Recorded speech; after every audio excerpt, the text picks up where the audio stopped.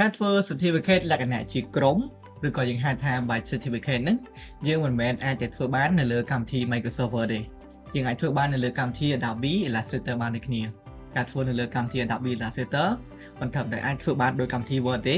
ប៉ុន្តែវាថែមទាំងធ្វើឲ្យគុណភាពរបស់ certificate ហ្នឹងកាន់តែផ្លូវការទៀតជាពិសេសសម្រាប់អ្នក designer គឺយើងធ្វើនៅលើកម្មវិធី Adobe Illustrator ហើយងាយទេទីមួយគឺតើគ្នាត្រូវមានគំរូនៅលើកម្មវិធី Adobe Illustrator ហើយបន្តមកទៀតតើគ្នាត្រូវមាន file Excel មួយដូចគ្នាដែរហើយនៅក្នុងកម្មវិធី Excel នេះ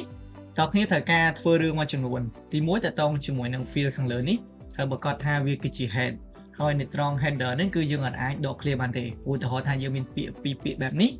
អញ្ចឹងតើគ្នាត្រូវលុប space ចោលដាក់វាឲ្យជាប់គ្នាមកហើយតើគ្នាមើលយល់ហើយនៅមានរឿងជាច្រើនដែលវាខុសគ្នាអញ្ចឹងវាស្គាល់ក្បាលហើយកន្លែងនេះគឺវាស្គាល់ថាគឺជាទិន្នន័យ data set ហើយខាងលើនោះកន្លែង name និង category នេះវាស្គាល់ទេហើយកន្លែងនេះមួយទៀតតគ្នាដោយសារតែនៅលើ Word យើងអាចដូរតែពាក្យនៅក្នុង paragraph ឬក៏កថាខណ្ឌនឹងបានប៉ុន្តែនៅលើកម្មវិធី Adobe Illustrator អត់ទេយើងអាចដូរបានមួយ object ទៅមួយ object មកមានថាមួយនេះអញ្ចឹងគឺយើងត្រូវដូរបានចំនួនដោយពាក្យណាមួយមក clear អញ្ចឹងខ្ញុំ copy clear នេះយកមកដាក់ក្នុងកម្មវិធី Excel ហើយបន្តមកទៀតខ្ញុំដូរនៅកន្លែង category នេះឲ្យវាខុសគ្នាទៅតាម category award របស់ certificate យើងហ្នឹងអញ្ចឹងកន្លែងនេះគឺខ្ញុំសរសេរហើយខ្ញុំធ្វើតាម fluff field មានន័យថា Excel វា score ឬក៏វាចាប់ដើម recognize ទៅលើពាក្យហ្នឹងហើយដើម្បីឲ្យវាសុក្រិតហ្នឹងគឺខ្ញុំសរសេរវាពី clear ឲ្យវាដឹងថាខ្ញុំដូរតែកន្លែងណានៅក្នុង clear ទាំងមូលហ្នឹងទៅពេលដែលខ្ញុំធ្វើដូរបានពី clear ហើយខ្ញុំនឹង select វាហើយបន្ទាប់មកខ្ញុំ select នៅត្រង់ fluff field ទៅវានឹង score អញ្ចឹងខ្ញុំទាញវាមកក្រោមហើយបន្តមកទៀតខ្ញុំ select នៅកន្លែង object នៅខាងនេះហើយយក fluff field អញ្ចឹងវាដូរហើយតើគ្នាអាចផ្ទៀងផ្ទាត់បានក៏ប៉ុន្តែវា secret ដែរដោយសារតែខ្ញុំដូរវាពីរហើយផ្សេងពីហ្នឹងគឺវានឹងរក្សានៅដដែលដល់វាផ្ទៀងផ្ទាត់រួចរាល់ខ្ញុំបង្កើតឈ្មោះនៅលើ dataset ខាងក្រោមហ្នឹងខ្ញុំដាក់វាថា body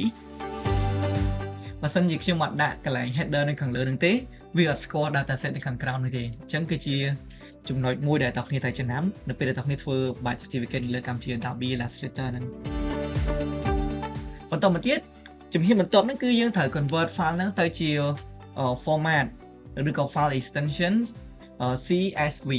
ហើយ CSV នេះវាមានច្រើនទៀតអញ្ចឹងតើគ្នាជ្រើសរើសគម្រោងតាមខ្ញុំមកគឺមានពាក្យក្នុងវងកញ្ចក់វា delimited បន្តមកទៀតចុច save មកអញ្ចឹង file នេះនៅពេលដែល save រួចតើគ្នាឃើញមានការប្រែប្រួលខ្លះពេលដែលចូលទៅវិញអត់អញ្ចឹងទេហើយយើងចូលមក certificate យើងវិញតើគ្នាចូលទៅកាន់ window ហើយតើគ្នា scroll មកខាងក្រោមរកពាក្យ variable click ត្រង់ variable ហ្នឹងបន្តមកទៀតតើគ្នាយកពាក្យ import មានន័យថាយើងបញ្ចូលតារាងឬក៏បញ្ចូលព័ត៌មានឬក៏បញ្ចូលទិន្នន័យចឹងតើគ្នាចុច import នៅកន្លែងនេះមកបន្តមកទៀតយើងទៅយក Excel យើងដែលជា format CSV ហ្នឹងមកតោះមកវាបាន field ដែលវា score នៅក្នុង header ហ្នឹងឥឡូវនេះខ្ញុំ select employee name ជាមួយនឹង name ហើយខ្ញុំ link វាហើយ select កន្លែងអត្ថបទដែលយើងចង់ដូរជាមួយ body ហើយយើង link វាដូចគ្នាកន្លែងនេះគឺ make dynamic link ហើយវា link គ្នាវាផ្លាស់ប្ដូរទៅតាម dataset នីមួយៗចង់ដឹងថាវា link ហើយនៅតើគ្នា select កន្លែងនេះហើយរើស dataset ណាមួយឥឡូវអ្នកឃើញវាដូរឈ្មោះទៅជាសុខភក្តីណាទៅក៏ប៉ុន្តែជាក់ស្ដែងសុខភក្តីនឹងអត់មានទេឈ្មោះនេះគឺរសេខុសបាននៅលើកម្មវិធី Word នៅពេលដែលអ្នកគ្នាដូរនៅកន្លែងនេះវានឹង reflect ឬក៏វាបដូរដោយស្វ័យប្រវត្តិនៅលើកម្មវិធីនៅត្រង់មុខងារ mailing តែម្ដងពេលយើងដូរទិន្នន័យនៅលើ Excel ណា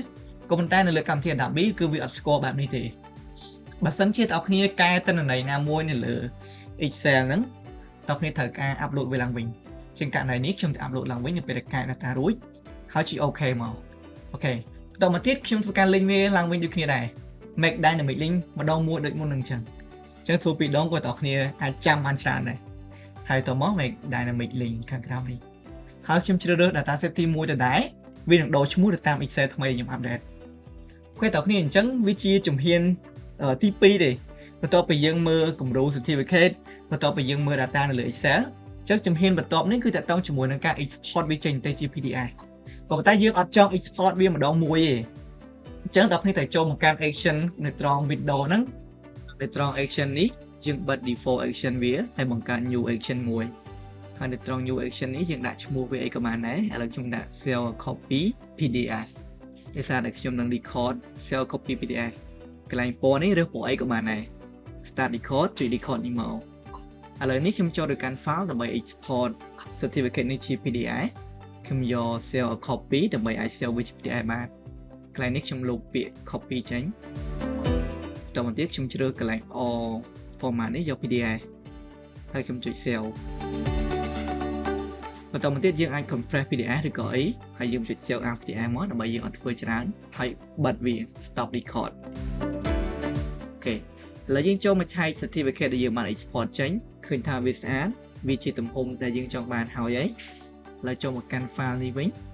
តោះមកយើង select dataset ទី2 dataset ទី2យើងឃើញថាវាបដូរឈ្មោះទៅតាមគំរូនៅលើ Excel ត្រឹមត្រូវហើយក៏ប៉ុន្តែនៅពេលដែលយើង export ម្ដងមួយបែបនេះតាម record ហ្នឹងវាទៅ replace គំរូចាស់ប៉ុន្តែយើងអត់ចង់បានអញ្ចឹងទេយើងចង់ export ម្ដងទាំងអស់